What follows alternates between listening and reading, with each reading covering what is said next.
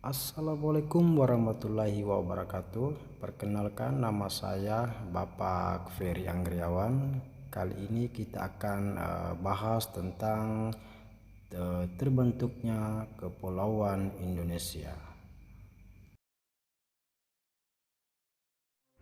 Secara zoogeografi, Indonesia dipisahkan oleh garis Wallace.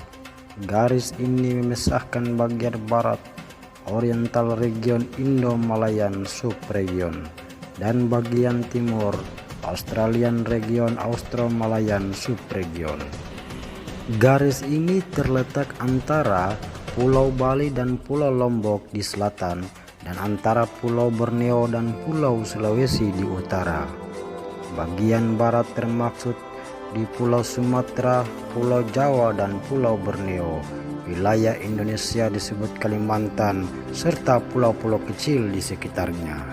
Sedangkan pada bagian timur terdapat Pulau Sulawesi, Irian Jaya, Pulau Sumbawa, Pulau Flores, Pulau Sumba, dan pulau-pulau kecil yang terdapat di sekitarnya.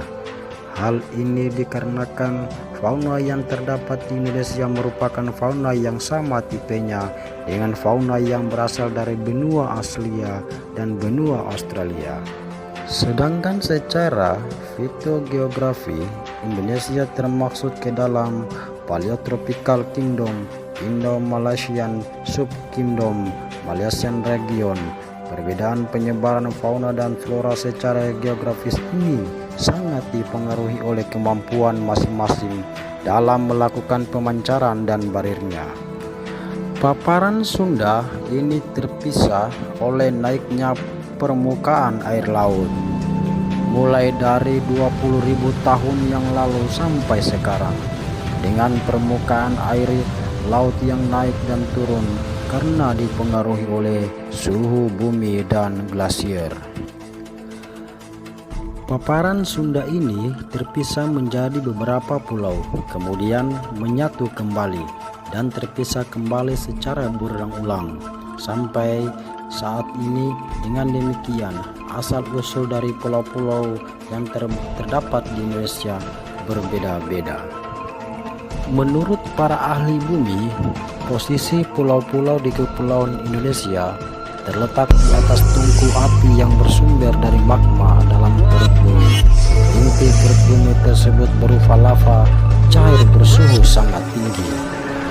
Ketika lava mencapai permukaan bumi, suhu menjadi lebih dingin dari ribuan derajat menjadi hanya bersuhu normal sekitar 30 derajat. Pada suhu ini, cairan lava akan membeku membentuk batuan beku atau kerak. Keberadaan kerak benua atau daratan dan kerak samudra selalu bergerak secara dinamis akibat tekanan magma dari perut bumi. Pergeseran unsur-unsur geodinamika ini dikenal sebagai kegiatan tektonis. Pergerakan lain dapat berupa pemisahan atau divergensi lempeng-lempeng. Pergerakan mendatar berupa pergeseran lempeng-lempeng tersebut masih terus berlangsung hingga sekarang.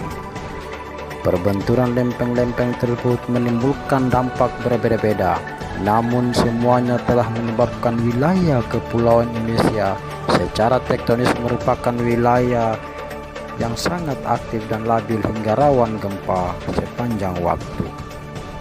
Pada kala Pliocene, sekitar 5 juta tahun lalu, terjadi pergeseran tektonis yang sangat kuat yang mengakibatkan terjadinya proses pengangkatan permukaan bumi dan kegiatan vulkanis.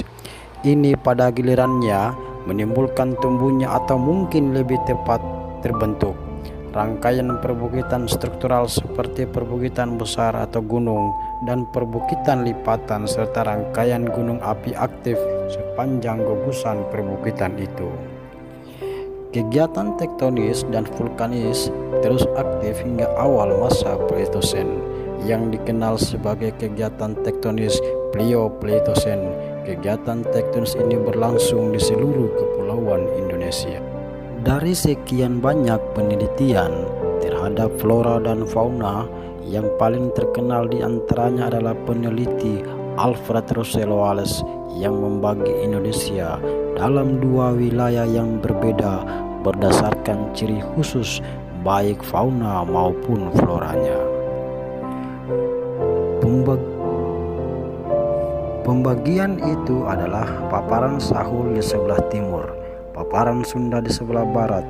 Zona di antara paparan tersebut kemudian dikenal sebagai wilayah Wallace yang merupakan pembatas fauna yang membentang dari Selat Lombok hingga Selat Makassar ke arah utara. Fauna-fauna yang berada di sebelah barat garis pembatas itu disebut dengan Indo-Malayan Region. Di sebelah timur disebut dengan Australia-Malayan Region. Garis itulah yang kemudian kita kenal dengan garis Wallace.